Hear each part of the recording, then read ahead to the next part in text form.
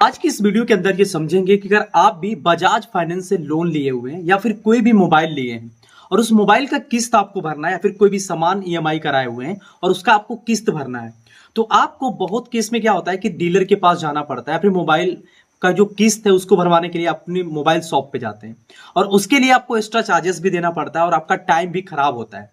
पर आज की इस वीडियो के अंदर ये बताने वाले हैं कि आप खुद से उस किस्त को, उस ईएमआई को अपने फोन की मदद से भर सकते हैं। चाहे आप गूगल पे इस्तेमाल करते हो, फोन पे इस्तेमाल करते हो, कोई भी प्लेटफॉर्म यूज करते हैं, आप ऑनलाइन 1 सेकंड के अंदर जो भी किस्त होगा उसको आप पेमेंट कर लेंगे। चाहे आप बजाज का हो, टीवीएस का हो, किसी भी कंपनी का हो। तो चलिए आज की इस वीडियो के अंदर जान लेते हैं पूरा प्रोसेस क्या है। बजाज की ईएमआई पे करने के लिए सबसे पहले आपको फ़ोन पे में आना होता है। लेकिन यहाँ पे सबसे पहले आप देख लीजिए कि यहाँ पे जो हमारा यहाँ पे टोटल ईएमआई बना हुआ है वो 21,912 रुपए है। अगर हम यहाँ पे तुरंत प्रोसीड टू पे पे क्लिक करेंगे, यूपीआई आईडी डालेंगे, जो पेमेंट है वो पूरी तरीके से हो जाएगा। तो आपको कैसे करना है सब कुछ प्रोसेस स्टेप बाय स्टेप समझाते हैं। पर उससे पहले जान लीजिए कि अगर आपका ओवरड्यू हो चुका है, ओवरड्यू का मतलब आपने टाइम से पेमेंट नहीं किया या फिर आपने टाइम से पेमेंट किया, आपके खाते से वो पैसा कटा ही नहीं। जैसे कि कभी-कभी पेमेंट किया जाता है, पैसा कट जाता है और यहाँ पे शो नहीं करता। दूसरी चीज़, आप ई मैंडेट सेट किए हुए हैं जो कि आपके ऑटोमेटिक खाते से कटता है और आपके खाते से पैसा नहीं कटा और ओवरड्यू शो कर रहा है। तो उसके लिए सॉल्यूशन है कि जो आपका पैसा है, जो ओवरड्यू बना हुआ है, जो भी एक्स्ट्रा चार्जेस लगे हुए हैं, वो वापस हो जाते हैं। वो कैसे आएँगे, लास्ट तक वीडियो देखिए, सब कुछ समझ में आ जाएगा और आपका जो भी एक्स्ट्रा चार्जेस आपने पे किया है, वो वापस मिल जाएगा। तो सबसे पहले आपको क्या करना है कि फ़ोन पे के अंदर आना है। आप डायरेक्टली फ़ोन पे को इस तरीके से ओपन करेंगे। फ़ोन पे ओपन करने के बाद आपको इस तरीके से इंटरफेस आ जाएगा। सबसे ऊपर यहाँ पे देखेंगे लिखा होगा लोन रीपेमेंट का ऑप्शन। सिंपल आपको लोन रीपेमेंट वाले ऑप्शन पे क्लिक करना है। आपके सामने कुछ इस तरीके से इंटरफेस आ जाएँगे। यहाँ पे सबसे पहले आपको बजाज का पेमेंट करना है या फिर जिस भी कंपनी से आप लोन लिए होंगे। जैसे मोस्टली क्या होता है कि आप टीवीएस से लेते हैं या फिर बजाज फाइनेंस से लेते हैं। अगर टीवीएस से है तो टीवीएस पे क्लिक करेंगे, बजाज फाइनेंस से है तो बजाज फाइनेंस पे क्लिक करेंगे। हमारा बजाज से है तो हम बजाज पे इस तरीके से क्लिक करेंगे। क्लिक करने के बाद सबसे ऊपर आ जाएगा ऑप्शन लोन नंबर का और आपको हर एक एसएमएस में आपको लोन नंबर मिला होगा। अगर एसएमएस में नहीं मिला है तो आपको एग्रीमेंट नंबर जब आप साइन किए होंगे तो भी मिल गया होगा या फिर आपको लिख के दे दिया गया होगा आपके मोबाइल के पर्ची पर, आप या फिर आपके जो सामान खरीदे उस सामान की पर्ची पर। तो जो लोन एग्रीमेंट नंबर होता है उस लोन एग्रीमेंट नंबर को यहाँ पे आपको डालना है, कंटिन्यू पे क्लिक करना है। ये मोस्टली आपको हर महीने आपको एसएमएस के अंदर मिल जाता है। तो उसमें लोन एग्रीमेंट नंबर जो होगा उसको आप यहाँ पे टाइप करिएगा।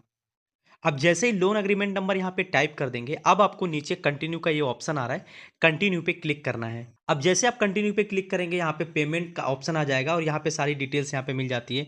Total over due, total EMI, ठीक है, यहाँ पे या फिर एडवांस पेमेंट और पास्ट पेमेंट इस तरीके से आता है। तो हम यहाँ पे एडवांस पे क्लिक करके कंटिन्यू पे क्लिक करते हैं और जैसे यहाँ पे कंटिन्यू पे क्लिक करेंगे, आपका यहाँ पे नाम दिख जाएगा और एडवांस ईएमआई यहाँ पे दिख जाएगी, कितना ईएमआई बन रहा है वो यहाँ पे दिख जाएगा।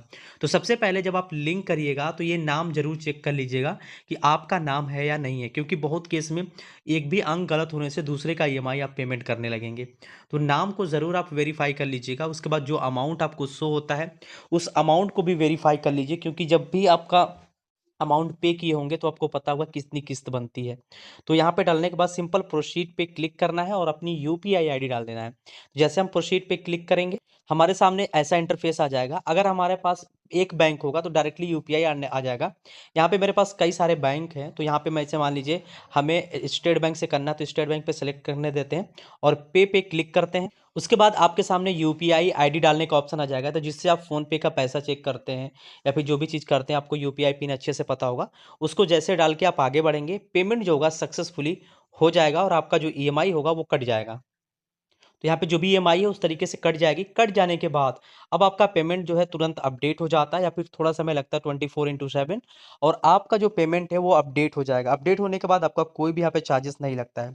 दूसरी चीज़, अगर आपका चार्जेस लग जा रहा है किसी भी कारणवश, तो मैंने आपको बहुत ही आसान तरीका बताना है कि किस तरीके से होगा। उसके लिए आप हमें फॉलो कर लीजिए या फिर कमेंट बॉक्स में कमेंट कर दीजिए, आपको तुरंत रिप्लाई। तो इस तरीके से आप आसानी से जो भी किस्त होगी बजाज का या फिर टीवीएस का आसानी से भर सकते हैं। लेकिन अगर आपका किस्त बाउंस हो जाता है, कहने का मतलब है आप समय से नहीं भर पाते हैं, फिर बैंक से नहीं कटता है और आपका बाउंस हो जाता है, जिसमें 500 पेनाल्टी या फिर अपने चार्जेस के हिसाब से जो कंपनियां होती है वो पेनाल्टी लगा देती हैं। तो उस पेनाल्टी से किस तरीके से आपको बचना है, जो पेनाल्टी लगी है वो माइनस हो जाएगा उसके लिए आप कमेंट कर दीजिए या फिर हमारे डायरेक्टली इंस्टाग्राम पे संपर्क करिए। वहां से मैं तरीका बता दूंगा कि किस तरीके से आप अपनी जो भी रिफंड है, जो भी पेनाल्टी लगी है, उसको आप वापस पा सकते हैं। क्योंकि अगर इस वीडियो के अंदर इस पूरी डिस्कस करेंगे तो काफी ज्यादा लंबी वीडियो हो जाएगी। तो आशा है ये वीडियो अच्छे से समझ में आई होगी। वीडियो अगर पसंद आई हो तो लाइक कर दिए, चैनल पे फर्स्ट टाइम विजिट किए सब्सक्राइब करके बेल आइकन जरूर प्रेस कर लें। मिलते हैं नए वीडियो में एक नए इंटरेस्टिंग वीडियो के साथ, तब तक के लिए जय हिंद।